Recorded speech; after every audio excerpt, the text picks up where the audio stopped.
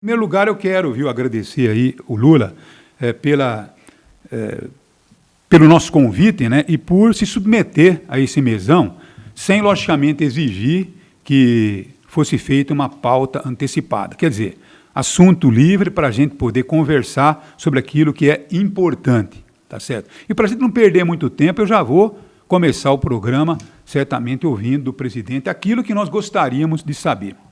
Agora, Lula, antes de abordarmos o momento que o país vive, eu gostaria de ouvir de você, Lula, uma explicação, presidente, mas sem rodeios. Eu digo isso porque há pouco tempo eu vi o senhor comentar sobre uma fantástica trilogia do Lira Neto, sobre a trajetória de Getúlio Vargas. Trajetória esta que acabou terminando com um tiro no coração, quando Getúlio descobriu que debaixo de seus pés havia um verdadeiro mar de lama.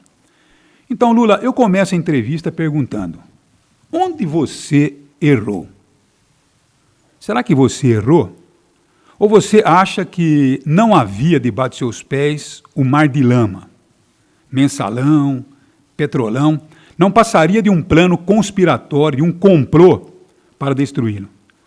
Antes de irmos a assuntos do momento e tal, eu gostaria de ouvir isso de você. Existia ou não existia esse mar de lama debaixo de seus pés, como na história do Getúlio? Eu queria responder, primeiro, dizendo uma coisa: a minha solidariedade, expressar toda a minha solidariedade ao povo de Araraquara, ao povo que está hoje contaminado com o coronavírus, aos parentes das pessoas que foram vítimas disso, ao nosso querido prefeito Edinho, à nossa Marcelia, a Tainara, a nossa vereadora, o Hélio Lopes, o Paulo Landim e ao famoso companheiro Toninho do Mel. E dizer para você que havia, e nós fizemos todos os mecanismos legais que foram possíveis fazer para apurar a corrupção. A corrupção no Brasil ela é endêmica. A corrupção no Brasil, se você ler a história do Brasil, você vai perceber que ela é antiga, muito antiga. E eu tenho orgulho, Madalena, de dizer que nunca teve na história do Brasil um presidente que criasse tanto mecanismo de proteção à corrupção, que fortalecesse tanto a Polícia Federal, que criasse tanta autonomia para o Ministério Público e que adotasse mecanismo, inclusive, com a Controladoria Geral da República, tendo status de ministério e liberdade para criar em cada ministério uma extensão da auditoria. Aí você pode pegar com o Tribunal de Contas da União. Nós tivemos todas as nossas contas aprovadas durante todo o mandato meu e da Dilma, numa demonstração de que o governo cuidava de gerenciar com muita responsabilidade.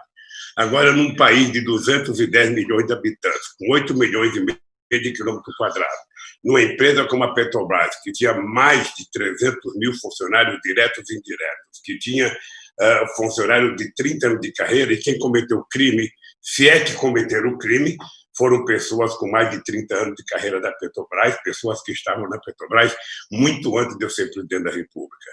E eu nunca disse que não teve corrupção.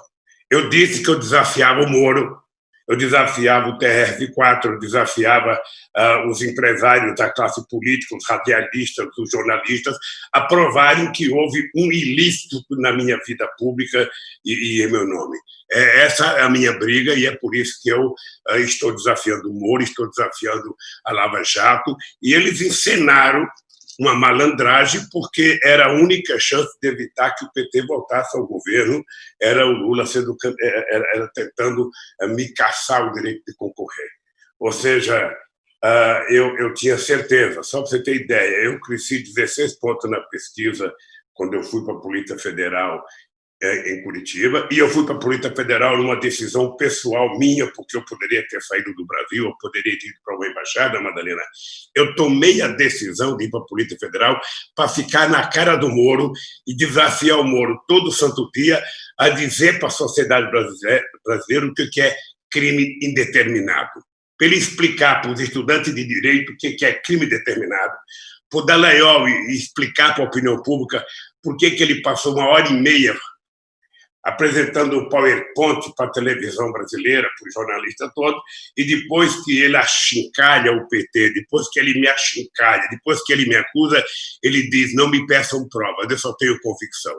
Ora, um cidadão que faz um papel desse deveria ter sido exonerado 24 horas depois, porque esse cidadão não presta serviço honesto ao poder público brasileiro e ao serviço público brasileiro. Então, se tiver corrupção, seja apurada. E quando nós criamos a delação premiada, quando nós criamos outros instrumentos de fiscalização, era porque nós queríamos provar que era possível você criar um país onde a corrupção fosse uma coisa diminuta. E nós fizemos isso sabendo que era preciso pegar quem fosse necessário. E eu defendo que a corrupção seja apurada e defendo que os juízes sejam honestos. Ou seja, quem roubou, depois de julgado, depois de apurado, depois de investigado, foi provado que esse cara roubou, esse cara vai para a cadeia. Foi provado que ele não teve nada, que a justiça o absolva e que peça desculpa pelos danos cometidos às pessoas. É simplesmente isso que eu defendo e é simplesmente isso que eu continuo defendendo. Eu continuo dizendo que o Moro é mentiroso, continuo dizendo que a Força-Tarefa do Paraná é mentirosa. Eu estou dizendo no meu caso, viu, Madalena? Eu não estou falando na história toda. E eu estou dizendo que a Polícia Federal que investigou o meu caso é mentirosa também. Eu estou dizendo isso já faz 4 anos e vou continuar dizendo, e eu espero que em algum momento as pessoas votem nesse processo em função dos autos, em função das provas, em função das testemunhas. Feito isso, eu estou tranquilo de que a única decisão correta e honesta será a minha absolvição.